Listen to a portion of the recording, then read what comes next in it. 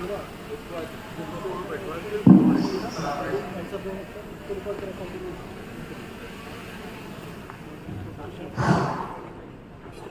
आपका हार्दिक स्वागत करता हूँ।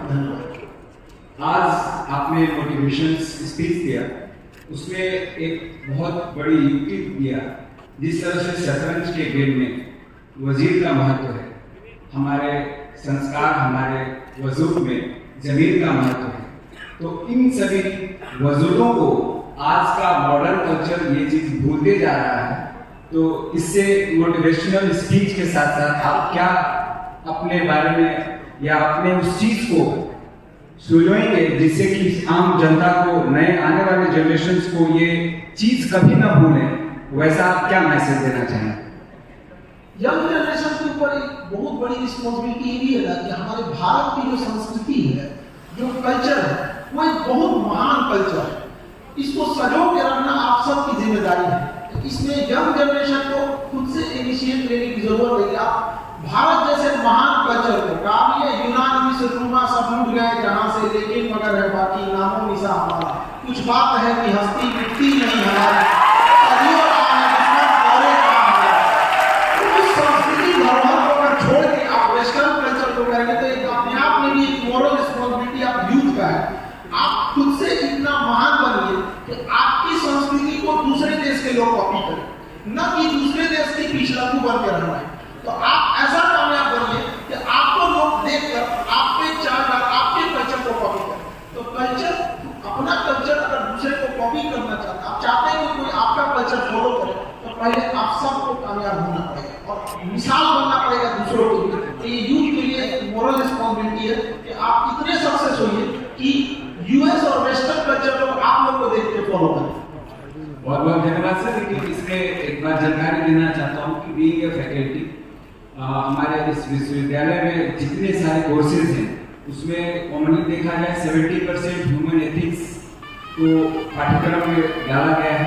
और मैं पूरे यूनिवर्सिटी के हमारे हायर अथॉरिटी हैं उनसे मैं गुजारिश करूँगा कि ये जो मॉरल साइंसेज की जो बातें आपने कही, वो चीज़ें हर कोर्सेज में इसको इम्प्लीमेंट करना चाहिए, ताकि हम अपने वजूद, अपने संस्कार, अपने भारतीय संस्कृति को पहचाने। या वो मेडिकल साइंसेज की कोर्सेज हो, या वो फार्मेसी की कोर्सेज हो, या वो कोई भी स्ट्रीम की कोर्सेज हो। Thank you sir, thank you very much. यहाँ के टीचर्स और यहाँ के मैनेजमेंट और आपके एमडी सभी लोग का एक्सपीरियंस भी बहुत काम है, क्योंकि आप बड़े बुजुर्ग से उनके जीवन के अनुभव को सिखाइए। क्योंकि कुछ चीजें खाली पेट और खाली जेब सिखाती है जो यूनिवर्सिटी में नहीं पढ़ाई जा सकती। उनका जीवन का अनुभव आपको बहुत काम आएगा।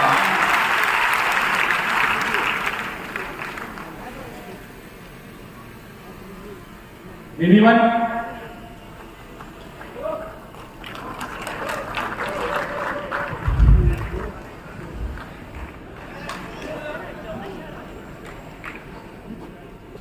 सबसे पहले प्रणाम सर। सर मेरा क्वेश्चन आपसे यही रहेगा, पढ़ते समय या क्लास के टाइम मैम कभी कहीं दूसरे जगह घूमते हैं तो उसको कंट्रोल कैसे किया जाता है? आपका लगता है बहुत ज्यादा घूम रहा है। ये हर यंग जनरेशन की समस्या है। देखिए, माइंड जो है ना, माइंड बाढ़ का पानी होता है। कभी कभी बाढ़ का पानी ऐसा लगता है किसी गांव में अब घुस जाएगा कि तब चला जाएगा। तो उस समय जो तटबंध होता है ना, उसको बहुत मजबूत बनाया जाता है। एक बार अगर बाढ़ का पानी जगह बना लिया तो अब आप उसे नहीं रोक सकते। तो माइंड भी उसी तरह है, इसकी रफ्तार को कोई नहीं रोक सकता है। अगर ये माइंड बना लिया है कि अब इसको मन कर रहा है कि थोड़ा सा फीलिंग देखें, तो आप उसी समय उसको रोकिए, एकदम तत्काल, बिना बजना। और अगर छोड़ दिए कि पढ़ते पढ़ते अगर मोबाइल का नोटिफिकेशन आ गया, अब सोचे कि पहले देख ले, तब आप अपने माइंड को खुद बहका रहे हैं। एकदम स्ट्रांग रहिए। और टाइम टेबल, अब तो आपकी उम्र नहीं रहा टाइम टेबल बनाने का। हम लोग अपने समय में 200-250 टाइम टेबल बनाए थे, कभी जीवन में फॉलो नहीं हुआ टाइम टेबल। डेली चिपका देते थे कहीं कहीं। बचपन में ये टाइम टेबल कभी काम नहीं आता है। एक ऐसा टाइम टेबल बनाइए जो दिल पे छप जाए आपके, कि जब तक कामयाब नहीं होगी इस टाइम टेबल को नहीं हटाएंगे। तो टाइम टेबल वैसे तो जुनून होना चाहिए। अभी हमारे बता रहे थे कि चेयरमैन सर आते हैं अभी के टाइम पे भी, और छोटी चीजों को देखते हैं। आपकी यूनिवर्सिटी के चेयरमैन साहब को टाइम टेबल थोड़ी पता हो, उनके अंदर रिस्पॉन्सिबिलिटी है, जिम्मेदारी है इस उम्र में भी कि हमको इसको सजोना है, यहाँ पे इतना बनाना है कि विश्व पटल पर ये यूनिवर्सिटी अपना पहचान करे। तो कामयाब होने के लिए समझदार नहीं है, पागल बनना पड़ता है, पागल समझाने के लिए गया तो जुनून नहीं अपने आप और हमेशा डिसाइड करके टाइम टेबल पे बनाना गया। अब ये डिसाइड कीजिए कि इस टाइम पे, जैसे मान के चलिए आपके लिए शाम को 4 से 10 का समय आप निकालिए, 4 से 8 निकालिए। इस समय आपको केवल अपने प्राइम काम पर फोकस करना है। लेट्स आप स्टूडेंट हैं तो अगर आपने कह दिया कि शाम 4 से रात के 9 बजे तक, उस समय तक आपको डिस्ट्रैक्शन का कुछ चीज आपके पास नहीं रहना चाहिए। अगर मोबाइल से पढ़ रहे हैं तो ठीक है, अदरवाइज उसको साइड कर दीजिए। उस दौरान कुछ भी हो जाए, कुछ भी आपको नहीं रखना है। एक दो बार अगर आप करिएगा धीरे धीरे, तो धीरे धीरे प्रैक्टिस वो आपकी हैबिट हो जाती है और हैबिट ही आपको आगे जाके आपका रास्ता बदल देती है। Next question, anyone? Next question, please.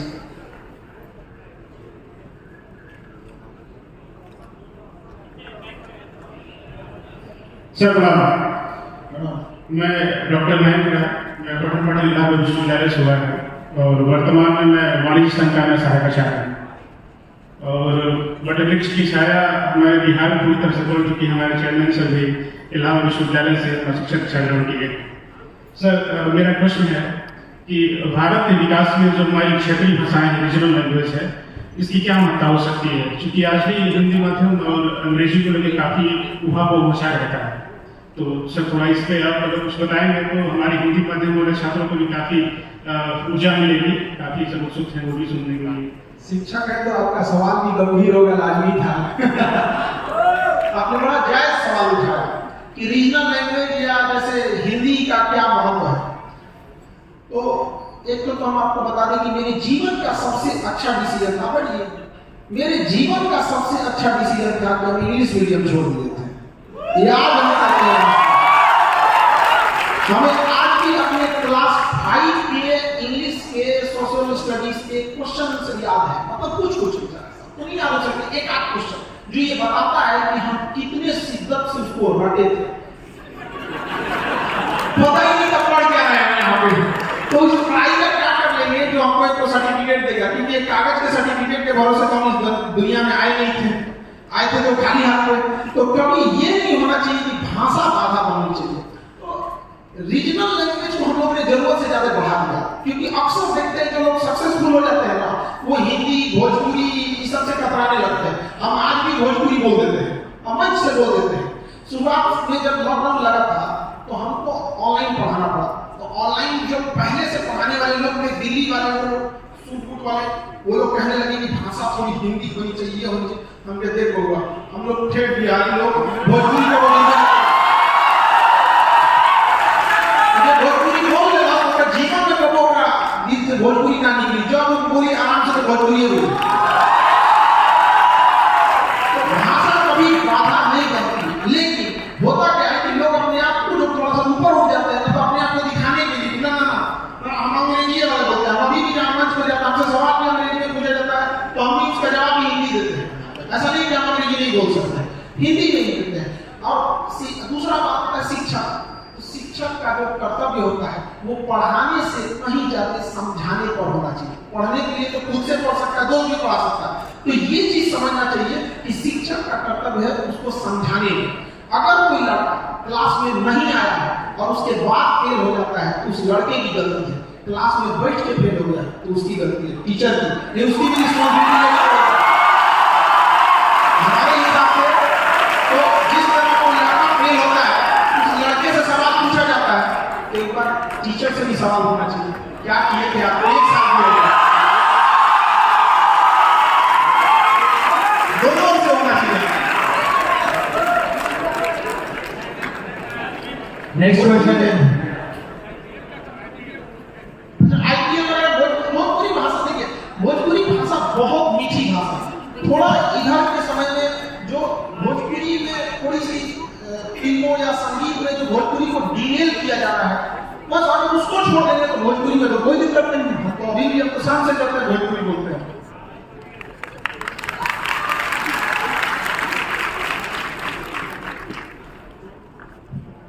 Hello hello everybody. Sir मेरा सवाल ये है कि बीइंग मेडिको और मेडिकल स्टूडेंट्स, हम लोग अगर यूपीएससी से आईएएस और आईपीएस बनना चाहते हैं तो उससे हमारा क्या फायदा और हमें ये क्यों करना चाहिए? और उसी में दूसरा सवाल ये है कि आपने एक लेआउट बताया था आपके खुद के कोचिंग इंस्टीट्यूशन का जो कि यूपीएससी कराने वाला है, उसके बारे में कुछ डिटेल बताइए सर इस स्टेज से। Thank you.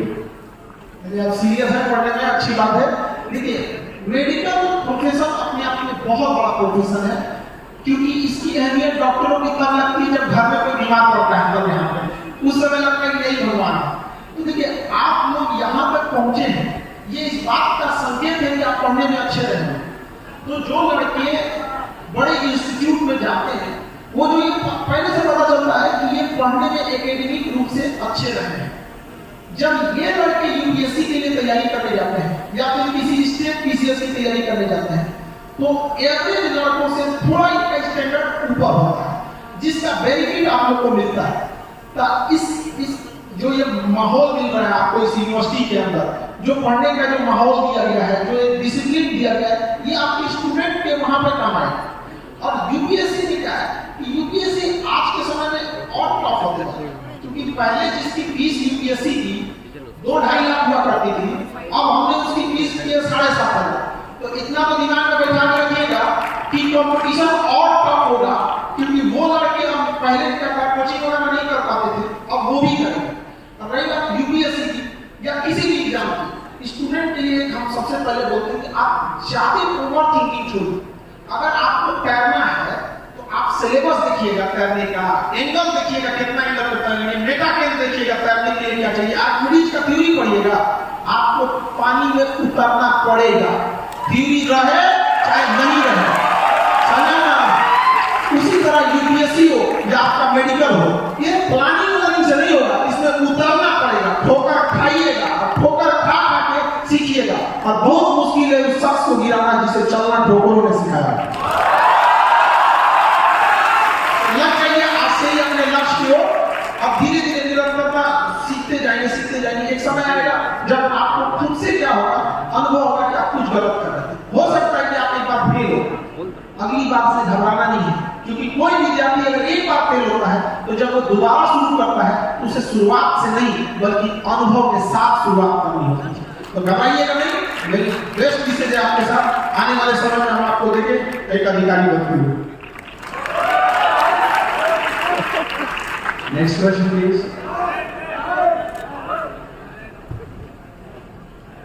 Good afternoon sir. Good afternoon. I am Siddharth from West Bengal. Sir आपसे एक क्वेश्चन था। क्या बात अच्छे हैं? हेलो अच्छी सर आपसे क्वेश्चन था, आप बताएं कि फोन एक डिस्ट्रैक्शन है हम लोगों के लिए, बट जैसे आज का वर्ल्ड जैसे एडवांस कर रहा है, फ्यूचर के लिए मतलब टेक्नोलॉजी अगर हम लोग साइड करके रख दें और सिर्फ पढ़ाई में ध्यान दें तो फ्यूचर में चांस है कि हम लोग बैकवर्ड हो जाएंगे, क्योंकि जो अभी रिसेंट एडवांसमेंट्स हुआ है जैसे AI, artificial intelligence and such, तो हम लोग को थोड़ा इन्वॉल्व होना चाहिए इन टेक्नोलॉजी। देखिए, हमने ये नहीं कहा कि फोन गलत है, फोन का जो मिसयूज करते हैं, इधर उधर खाना पीना खाए कि नहीं खाए, सब खाया होगा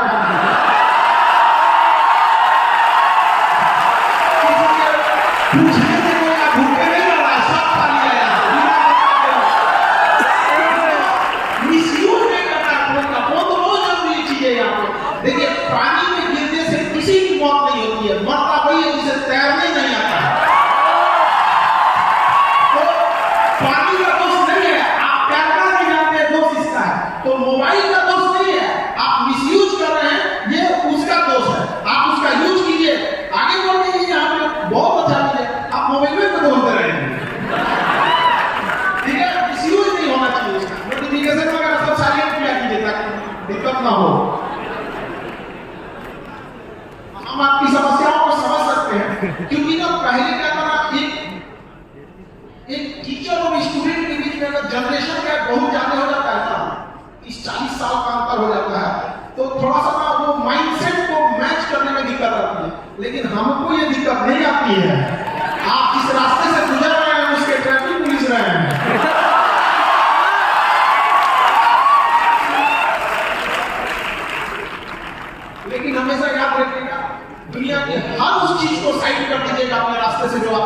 सफलता में बाधा देती है, क्योंकि आने वाले वक्त में लोग आपकी खैरियत नहीं आपकी हैसियत पूछेंगे।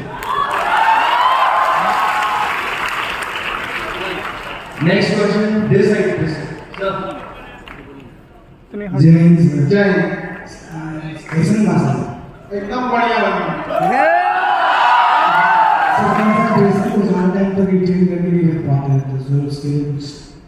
कंसंट्रेशन को रिटेन करने के लिए आपके अंदर इंटरेस्ट होना चाहिए। आप फिल्म देखिएगा तो आपका कंसंट्रेशन होगा, क्योंकि इंटरेस्ट है आपका। और इंटरेस्ट पढ़ाई में तभी आएगा जब पढ़ाई को आप समझेंगे, और पढ़ाई समझ में तभी आएगा जब टीचर पढ़ाने से ज्यादा समझाने पर ध्यान दें। तो ये लिंक है। अगर आपको मजा आने लगा पढ़ने में तो कंसंट्रेशन पर आपको खाना पीना छोड़ देंगे, बाद में फिर चलो पढ़ने में मजा ही तो है, समझा गया ना? तो बस इंटरेस्ट लगाइए। और ये देखिए, किसी जो इंसान सपोज की कोई सिगरेट नहीं पीता है, सपोज कीजिए जो नहीं पीता, बहुत सारे लोग पीते हैं जो नहीं पीते, उसको अगर आप सिगरेट दीजिएगा पीने के लिए फेंक देगा तो कुछ ही। लेकिन अगर उसको एक बार, दो बार, तीन बार लग गया तो वो छूट के पिएगा। ये पढ़ाई में भी होता है, शुरुआत में पढ़ेंगे तो बोझिल लगेगा, अरे ये क्या है, ये क्या है। एक बार जो समझ में आ गया और इसका लत लग गया तो ये ऐसा नशा है जीवन भर न छूटने वाला है। क्लास 9th में आने के बाद हम बटापे का जोड़ सीखे थे, 3/2 प्लस 5/2। हम ऊपरा वाला ऊपरा जोड़ देते थे, नीचे वाले को नीचे जोड़ देते थे। बाद में पता चला कि इसमें एलसीएम पूछ लिया जाता है, तो हमको समझ में आया। तो हम अपने दोस्तों से पढ़े, हमको पढ़ाई में टीचर्स 30% हेल्प किए थे, स्टूडेंट जो थे 70% किए। दिक्कत ये था कि टीचर्स का नॉलेज बहुत ज्यादा था और हम उस लेवल पे थे ही नहीं, लेकिन जो दोस्तों थे सब वो गढ़ा में, हम गढ़ा में मैच कर रहे हैं। तो अब अच्छा, आज के में आप टीचर्स भी बहुत डेडिकेटेड रहते हैं, लेकिन आपको भी समझना पड़ेगा टीचर की समस्या, क्योंकि हम स्टूडेंट नहीं, हमारी जितनी समस्याएं थी हमें वो भी याद है, और हमें टीचिंग में हम जो फील कर रहे हैं वो भी समस्या। टीचिंग में सबसे समस्या जानते हैं क्या? एक टीचर की समस्या होती है, टीचर का दिल का दर्द बता रहा है। उसके क्लास में एक ऐसा स्टूडेंट पढ़ा है, बैठा रहता है, जो पढ़ने में बहुत अच्छा है, थोड़ा सा इशारा में निकल जाए, और एक गधो नहीं कर पाता है सब, जिसको 10 बार समझाना पड़ता है। ओकरा समझेगा के चक्कर में तेज वाला माथा पीटे के क्या बता रहे हैं, अब तेजवा को देखेंगे तो कहते कल्ची पढ़ो तुम मास्टर। और जरा सोचिए ना, तो जो तेज विद्यार्थी है, आप टीचर को कोऑपरेट कीजिए, क्योंकि टीचर की जिम्मेदारी केवल आपको पढ़ाना नहीं। जो कमजोर विद्यार्थी है, आप घर को थोड़ा पढ़ाई में समय दीजिए, क्योंकि टीचर आपके लिए नहीं रुकता है, प्यासा को कुआं के पास जाना पड़ता है। कुआं कब तक आएगा? नहीं आ सकता। थोड़ा आप भी समझिए, 2 कदम हम तो 2 कदम आप चलिए।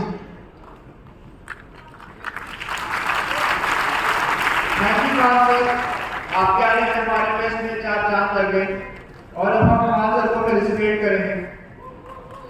धन्यवाद।